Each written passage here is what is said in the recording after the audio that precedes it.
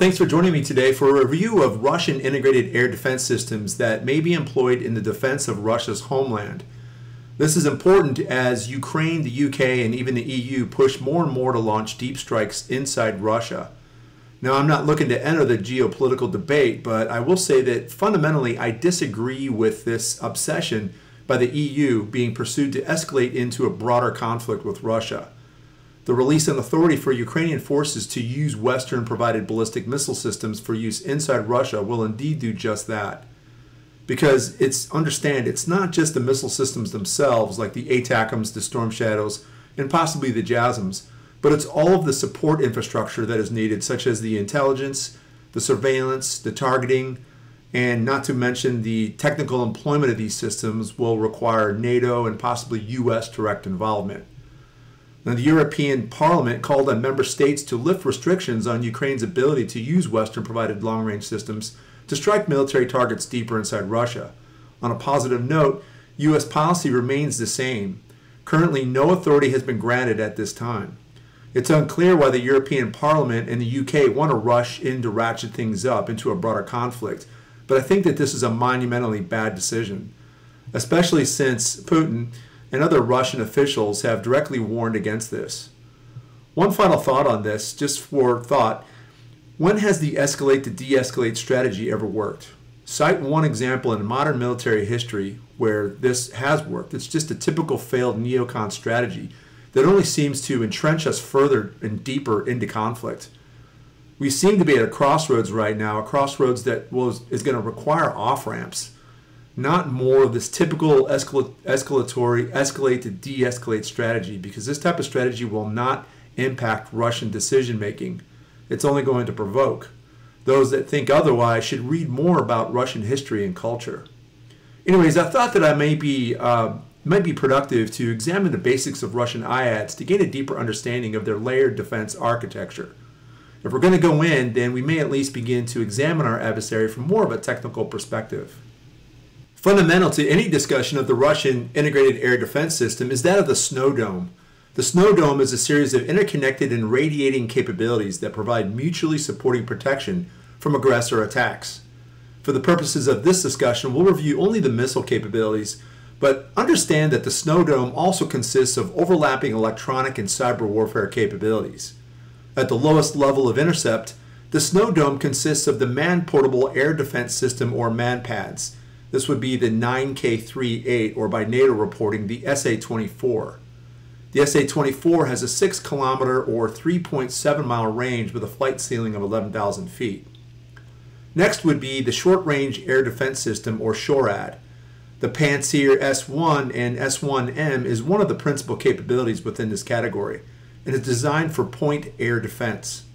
The Pantsir uses the 57E6M-E surface-to-air missile, which has an engagement range of 30 kilometers and a ceiling of 18 kilometers or 11.2 miles. Next, in the medium-range category of air defense systems are the Buk series.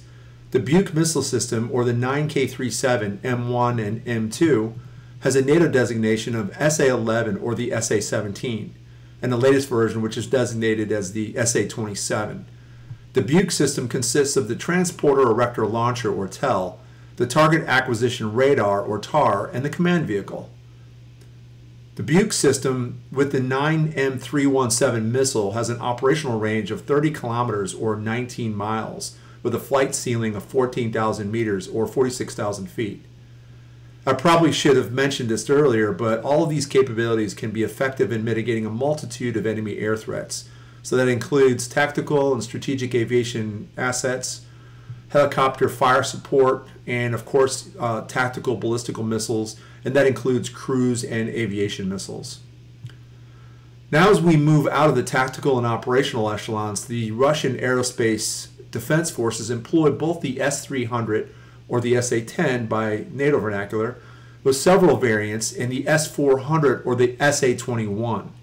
The S-400 is actually an evolved S-300 with numerous versions and a variety of available missile types.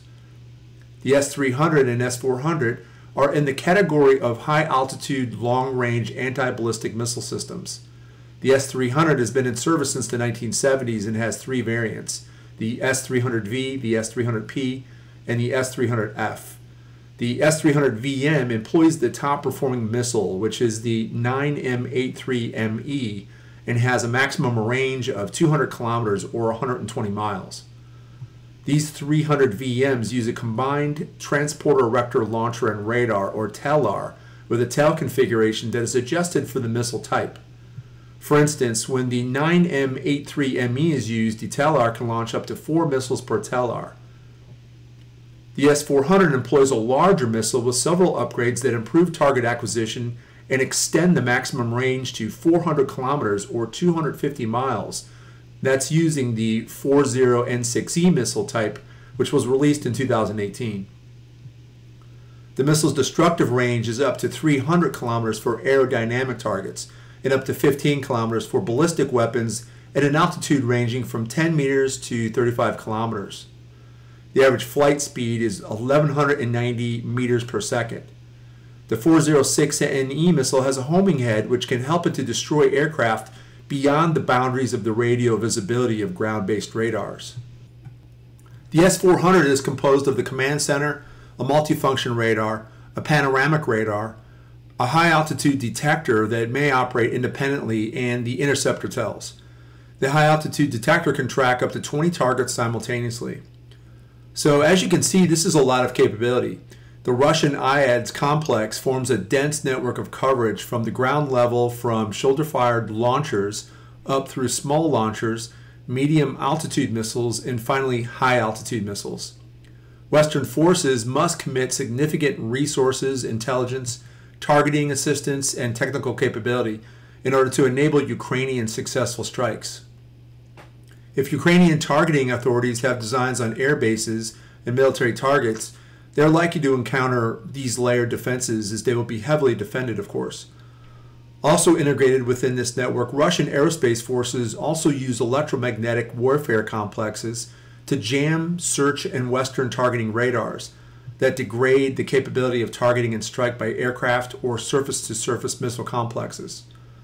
Using a standard mobile control complex for all air defense complexes, the aerospace forces also automate command and control and direction of air defense units and subunits of regiments, brigades, battalions, and batteries. It automatically shares acquisition information from the radar detecting the target to the short-range missile and missile gun complexes, as well as higher command posts and their subordinate subunits. All of this is why Russia is considered a near-peer adversary, because their capabilities are nearly as capable as Western capabilities. Unfortunately, there's more bad news. They are learning our systems. The Wall Street Journal published an article a few months ago that covered in surprising detail how the Russians are gaining precision in their ability to counter GPS-guided munitions, artillery, and even missile systems. So remember, it's not just the Ukrainians that they've been battling, but they've been battling NATO equipment for the past couple of years. And it's troubling that they seem to be learning more than we anticipated, perhaps. So while I support defending Ukraine, I wonder if all the proposed deep missile strikes are really the best thing for Ukraine at this time. So let's be brutally honest for 10 seconds. They're losing the close fight. They're losing Kursk.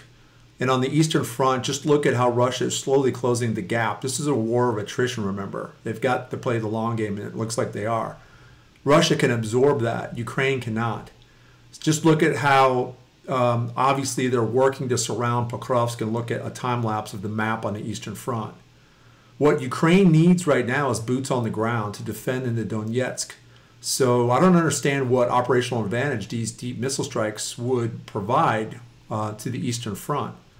The close fight should be the #1 priority right now. Let me know if you agree.